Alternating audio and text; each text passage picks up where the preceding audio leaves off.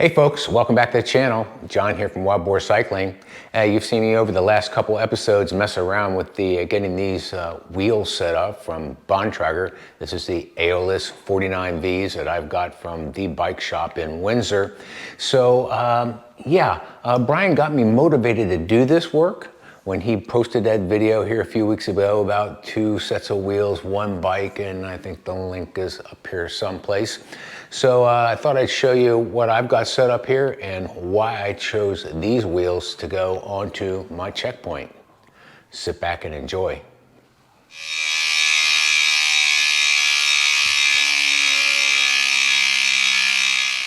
So here's my review of these new Bontrager Aeolus 49Vs that I intend to put on my gravel bike.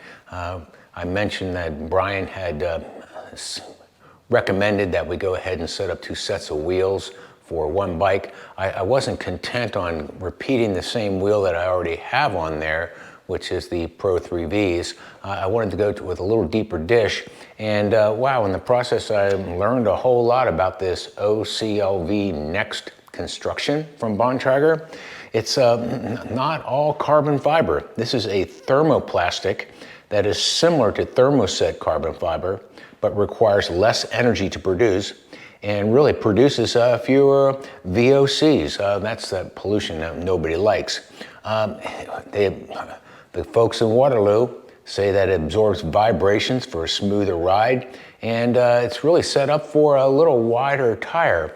So the tires that I have on here right now, these are the Schwable G-One. They're 45s. Now I know that's a little bit wide for folks, but let me just show you what this is going to look like here. And I'm going to set the camera up so I can hold it and actually show you the tread pattern and why a deep section, this is not a deep dish wheel, a deep section wheel is going to match really well with these 45s.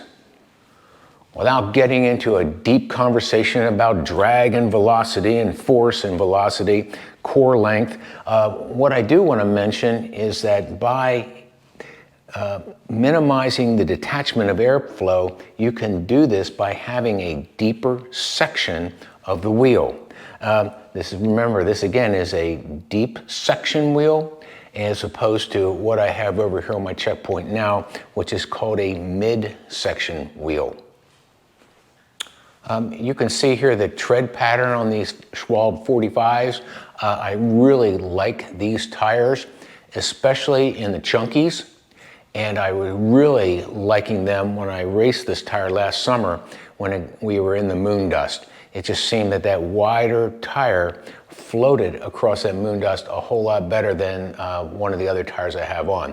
I think what I'm going to do before I mount these on here, I want to walk over here and show you what's currently on my checkpoint, and that way you'll be able to see quite the difference. Remember, what we've done here is we've taken this area here, it's a little bit wider, and by having a deep section rim, it's going to increase the aerodynamics of the whole setup.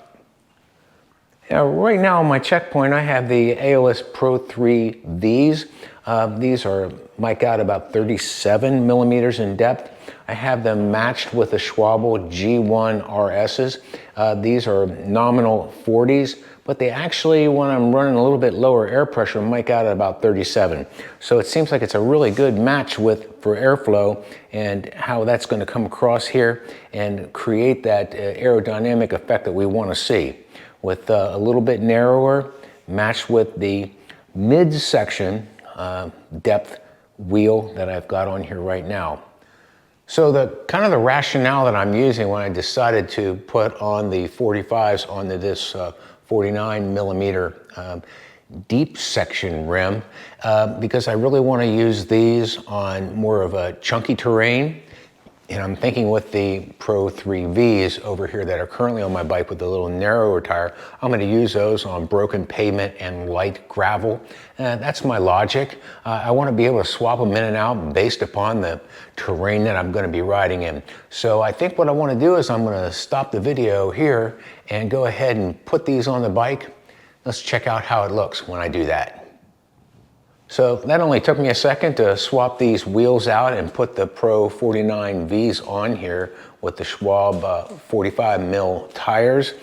Some folks might be out there on the internet saying, oh my gosh, you added all this weight. Not really, because what I found out that's happened here is that my total weight for the wheels went from 1575 on the Aeolus Pro 3s down to 1555. That's 20 grams lighter with a thicker or deep section wheel. Well, let's take one more look at these Pro 49Vs. I'm really happy with how the entire setup went. You know, I've changed out the driver so it works with my 12-speed SRAM setup. I mounted the center line SRAM disc rotors on the other side, and I'm just really happy with how well that these wheels and the bearings inside of them roll. Well, folks, there you have it, my initial review of these wheels from Bontrager, the Pro 49Vs. I'm really liking them. Not the most expensive wheels out there on the market when you consider deep section rims. I got a really good deal from them, from the bike shop in Windsor, the bike shop. Yeah, I'm gonna have to let you know how it works when I get them out on the road, and you know, some of those concerns you know, folks have, like, oh gosh, they're so heavy. Wow, I'm noticing no difference in the weight going between the midsection rims and the deep section rims. One other seed to plant here with you, and maybe I'll play with this, is seeing some folks out there on the Pro Tour setting themselves up with a mullet, putting the midsection on the front and the deep section on the rear. Not sure I'm going to do that yet, but apparently during descents that's really helpful. So hey, hope this video was helpful. If it was, make sure you do the like and subscribe and notify and all that stuff. And even if it wasn't helpful, go ahead and smash that subscribe button for us. So in the meantime, go out and ride, have some fun, get dusty, and keep the rubber side down. Bye, y'all.